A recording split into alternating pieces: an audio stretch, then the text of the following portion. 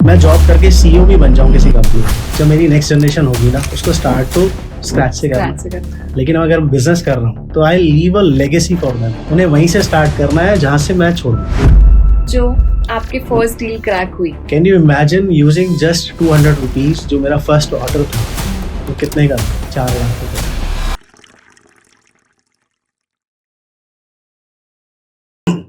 मैं जॉब करके सीईओ भी बन जाऊं किसी कंपनी का, जब मेरी नेक्स्ट जनरेशन होगी ना, उसको स्टार्ट तो स्क्रैच से करना है। लेकिन अगर बिजनेस कर रहा हूँ तो I leave a legacy for them. उन्हें वहीं से स्टार्ट करना है जहां से मैं छोड़ूंगा। Absolutely correct. So that's the difference. That's why वो शुरू That's a major difference. तो वो शुरू से ही पता है कि भाई वो 20 साल का, 25 साल का, 30 साल का अगर मैं काम करूँ तो 30 साल का एक्सपीरियंस जो है वो मेरे बच्चों को मिलेगा ना। तो अभी आपके बच्चे ऐसा सोचते हैं कि उनको आपका बिजनेस बढ़ाना है आगे? बिजनेस नहीं भी बढ़ाना होगा तो they have that mind skill कि हमें बिजनेस में कुछ करना है। वो तो बनियों में इनबिल्ट होता है। वो इनबिल्ट होता है। तो my elder son is like 15 years old, तो उसके दिमाग में अभी से ही नए नए बिजनेस आइडियाज चलते रहते हैं। अभी जस्ट 2 दिन पहले उसने मुझे बताया he wants to install a perfume vending machine in like college cafeterias और क्लब्स एंड ऑल। उसके अंदर मैंने कहा कहाँ से सुना तेरे तू ये idea? Exactly, this is so. कहता पापा 4 बॉटल्स वेंडिंग मशीन की आए, उसमें परफ्यूम की लगाऊंगा, 2000, 5000, 10,000, 50,000 वाली, 10 रुपए, 20 रुपए, 50 रुपए स्कैन करके वो एक बार में पूरा डिस्पेंस करके आपको परफ्यूमाइज कर देगा। भाई आइडिया तो बहुत अच्छा है। And he so intelligent, I tell you. उसने मुझे कौन से वेंडर से थाईलैंड में या चाइना में वो मशीन मिलेगी उसका पूरा डिटेल निकाल के दे देगी। पापा ये मशीन का कॉस्ट है यहाँ बैठे बैठे। And it's very brilliant idea. तो मैं कहता हूँ आज के बच्चों को ना, ये जो ऑन स्क्रीन टाइम वेस्ट करते हैं ना, वो ना करके they just keep their mind open, look at the world, दुनिया कैसे आगे ग्रो कर रही है, नए बिजनेस आइडियाज क्या आ रहे हैं, उसकी तरफ सोचना चाहिए। तो जो आपकी फर्स्ट डील क्रैक हुई या फर्स्ट एक्सपोर्ट आपने किया, वो एक्सपीरियंसेस कैसे थे? ये बहुत ही एक्साइटिंग स्टोरी है। 2013 में जब मैंने जॉब छोड़ दी, फाइनली मन बना लिया कि यार मेरे को धंधा करना, बिजनेस करना, तो एक हफ्ते तक ऑफिस गया। मैंने कहा यार क्या करूँ कैसे करूँ। तो अब आईटी का कीड़ा है, तो ऑनलाइन बैठे मैंने सर्च किया how to sell the products, how to find buyer. ऐसा करते करते तो आई फाउंड इंडिया मार्ट का पेज। तो India Mart is a B2B platform जहाँ पे आपको लीड्स मिलती है जिसको आप मैच्योर कर लो। तो फर्स्ट लीड आई गॉट, उसमें मेरे ही प्रोडक्ट्स का कोई ऑर्डर था यूएसए से, एंड द लीड का उस टाइम कॉस्ट था 200 रुपये। मैंने 200 रुपये पे किया, वो लीड उठाई, और वो using all my IT experience मैंने उसको ईमेल किया, बहुत सुंदर से ड्राफ्ट किया, रिप्लाई दिया। उनका उधर से रिप्लाई आ गया कि this is what we require. मैंने प्रॉपर कोटेशन बना के विद इन 2 days उसको सब चीज़ें रेट वेट सब दे दिया, एंड मेरी वो डील क्रैक हो गई। अरे वाह! Can you imagine using just 200 rupees, जो मेरा फर्स्ट ऑर्डर था, वो कितने का था? 4 लाख रुपए का। एंड 4 लाख रुपए में से मेरा प्रॉफिट मार्जिन कितने का था? 2 लाख रुपए का। 50% profit margin, 100% profit margin. Yes. तो मैं 2013 की बात बता रहा हूँ। तो आप समझो 200 रुपए लगाए, एक लीड मिली है, और 2 लाख रुपए मैंने कमा लिए, प्योर प्रॉफिट। अगर आपके वो क्लाइंट अभी देख रहे होंगे तो वो सोच रहे होंगे कोई प्रॉब्लम नहीं है, मैं तो उन्हें पता एक्चुअली क्या होता है, यूएस के कस्टमर में सबसे खास बात क्या होती है, they don't care about the pricing, they care about the quality and the service. Right, that's very true. तो हम जो एक्सपोर्ट करते हैं तो हर कंट्री का कस्टमर जो बाहर है ना, उनका अलग अलग एक्सपेक्टेशन होता है। There are many countries customer कहता है भाई प्रोडक्ट दे दो, सर्विस दे दो, टाइमली मेरे को डिलीवर कर दो, I am happy with, I doesn't care, मतलब he doesn't care at all कि कितना उसका मार्जिन मैं मार्कअप रख रहा हूँ। राइट। अच्छा, आप इसी चीज से मेरे दिमाग में एक बात और है, आप इंटरनेशनली बहुत सारे क्लाइंट्स के साथ डील कर रहे हो, ठीक है, वेंडर्स हो चाहे क्लाइंट्स हो, आप इंडिया में भी ऐसे बहुत सारे क्लाइंट्स के साथ डील कर रहे हो, तो आपको मेजर डिफरेंस क्या लगता है इंटरनेशनल क्लाइंट्स और इंडियन क्लाइंट्स में? बहुत डिफरेंस है। इंटरनेशनल क्लाइंट्स में पहले पैसा आता है, उसके बाद माल जाता है। इंडिया में तो पहले पैसा अगर डिमांड कर लो तो उनकी एक्सपेक्टेशन होती है यार क्रेडिट दो।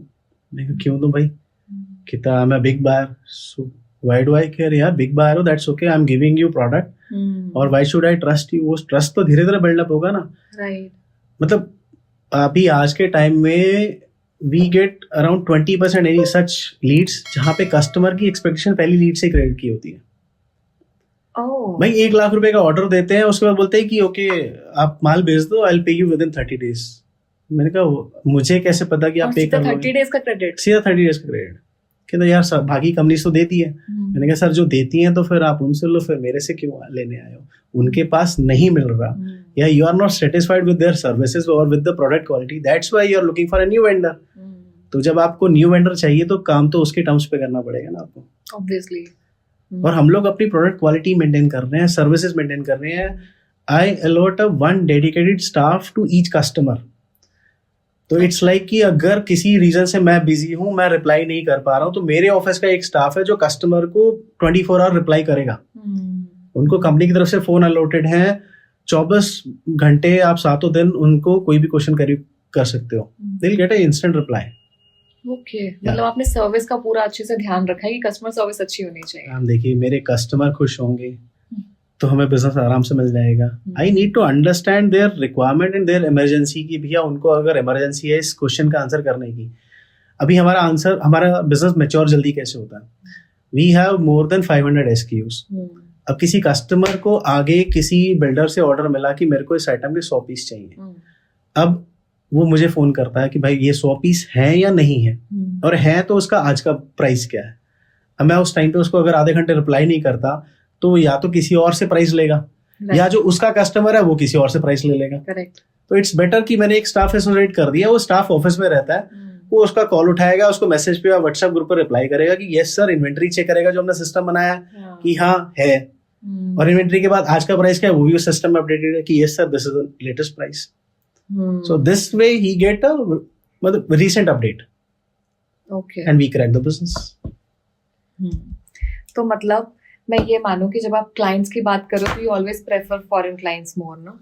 नहीं मैम, देखिए दोनों ही जरूरी है। इंडिया में बहुत अच्छा बिजनेस है, मैं कहता हूँ प्रॉफिट मार्जिन थोड़े से कम है कंपैरेटिवली। इंडिया में बहुत टाइट प्राइस बार रहती है वहाँ पे इंडिया में, बट इंडिया में we do a good business.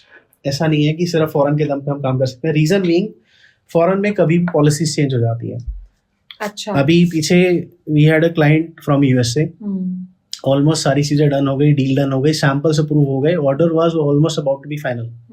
उसको बस पैसा ट्रांसफर करना था। All of a sudden Trump साहब ने 50% टैरिफ का सब पंगा खड़ा कर दिया। प्रॉब्लम हुई।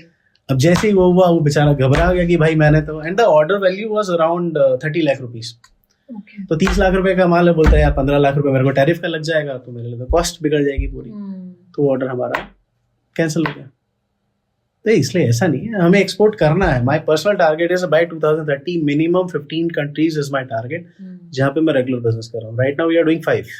ओके, बट इंडिया के अंदर आप समझो मोर देन 500 सिटीज हैं, टायर 1, 2 और 3 टायर्स के अंदर, और हमारे प्रोडक्ट तीनों से टाइप के सिटीज में बिकते हैं। अच्छा। तो 500 सिटीज में से पर सिटी अगर एक कस्टमर भी मैं अगर पकड़ लूं तो हम सबके ऑर्डर भी मैनेज नहीं कर पाएंगे, क्योंकि it's B2B business, it's not B2C। जिसको रिक्वायरमेंट है महीने में एटलीस्ट एक ऑर्डर हमें मिलता है हर कस्टमर से। तो उस हिसाब से आपको अपनी टीम भी बढ़ानी पड़ेगी ना, फिर वो हर चीज। Every month we are hiring new people. Okay.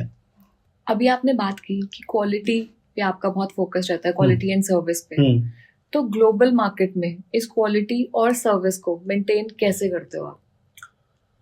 Ma'am देखिए, कस्टमर को अगर आप सबसे पहले तो होता है prompt reply, timely reply, communication, never मतलब लीव अ